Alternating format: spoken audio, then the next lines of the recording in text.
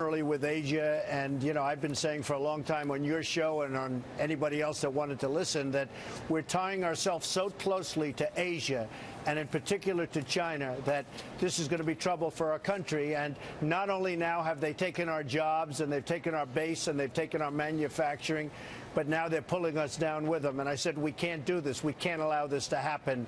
And we have to do a big uncoupling pretty soon before it's too late. I've been saying this for a long time, Bill. Do you have any theory about why the Chinese economy is collapsing? Do you have any knowledge of it at all? Because it's funny money. They devalue their currency constantly in order to take our jobs and lots of other countries' jobs, frankly. They've done a pretty big number in Europe, too. Not as good as they've done to us. I said the other day, this is the greatest theft in the history of America, with the money that they've taken out. We have rebuilt China, but now it's gotten to a point. They've devalued their currency to take even more from us, and we have nobody that's competent. We have nobody that knows what's happening. We have nobody that knows how to handle China. And believe me, we have all the cards, but they've devalued to a point where they wanted to take even more money out, even more jobs out, increase, and all of a sudden they have a big, fat, beautiful balloon that is popping right now. But it's taking us with us. Very briefly, say you're talking to somebody on the street and they go, Mr. Trump, I don't really understand what devalue the currency means. What does that mean to me? I buy stocks in my IRA. I expect them to be profitable, and now they're not because of China devaluating their economy. What does that mean? Well, they're not devaluing their economy. They're actually, in some ways, currency. increasing their yen. They're devaluing their currency, and by doing that, they're cheapening their currency, and they're making it very inexpensive. They will be able to make goods for far less than our goods. We make great product, but it's impossible to compete when the product is so much more expensive. All right, so eventually, what they're doing, though, leads to depression, Bill. They're flooding money into, eventually. All right. So they got 1.5 billion people, and they're flooding money into the provinces around so that people don't starve because there's not enough legitimate business to support 1.5 billion people. So therefore, then when they pay us... But, Bill, the problem is they're taking the business from us. So they don't want their people to starve. We all agree with that. That's wonderful. But what they're doing is they want our people to starve. They're taking our business away. I got it. They've taken our jobs away. All right, if U.S. companies, they go over there voluntarily because the labor is cheaper. But now the U.S. companies are being paid back with money that's not worth as much money as they made the deal. So they're getting hosed, aren't they? Well, not only that, how about we owe them $1.4 trillion, and those dollars become strong? The word strong dollar sounds good, but it's costing us a lot of money. There's some nice things about having a strong dollar, but there are some really bad things. And number one bad thing is we're not exporting anything. We are going to be in big trouble. It's getting worse and worse. And ultimately, the balloon is going to pop, and it's going to get very ugly. And you're starting to see the beginning of that. Okay. Now, the reason that a lot of politicians favor the trade with China is because when China's tethered to us by having so much of our debt holding our bonds, it's less likely they will cause military trouble to us. So if you're tethered to somebody economically, if your welfare means their welfare, then it's easier to control them. That is the original intent of all these Chinese deals, is it not? I don't think so at all. I don't think it's the intent. It's not the military intent.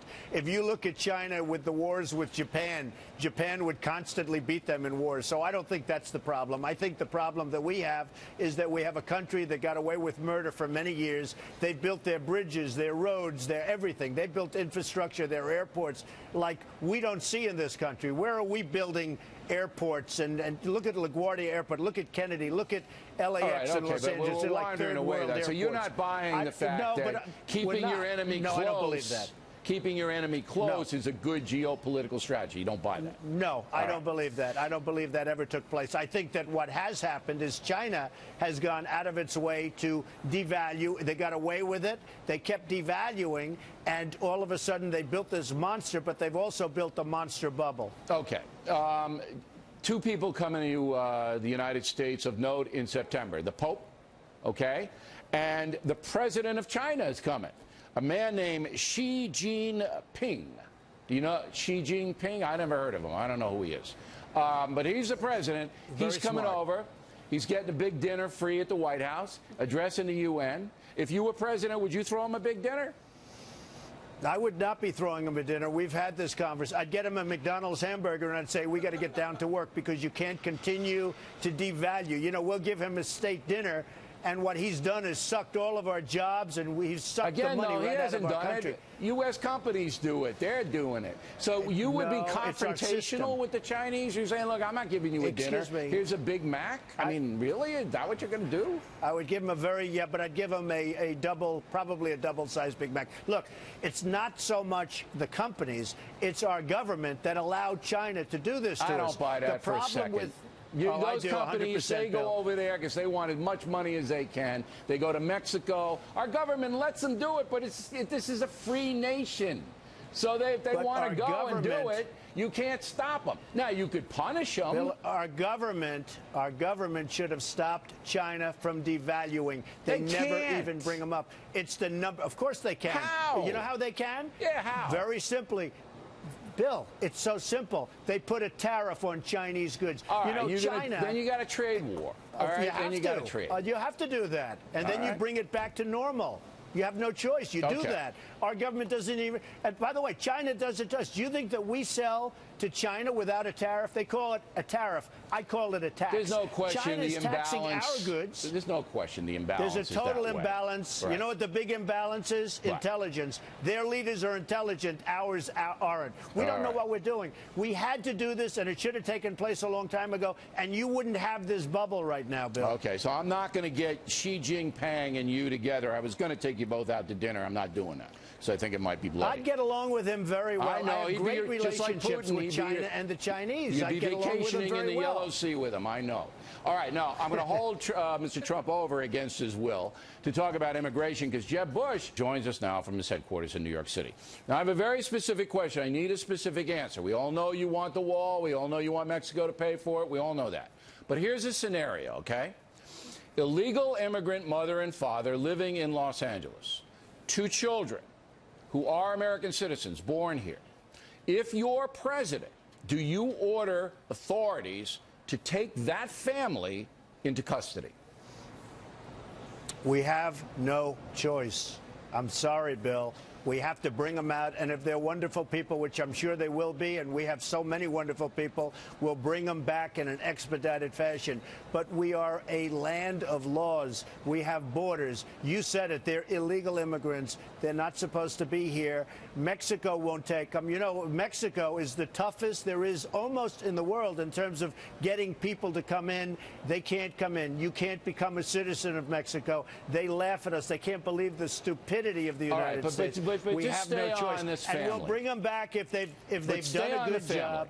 We bring them back, Bill. Okay, if they've done a good job, we bring them back. I got the theory.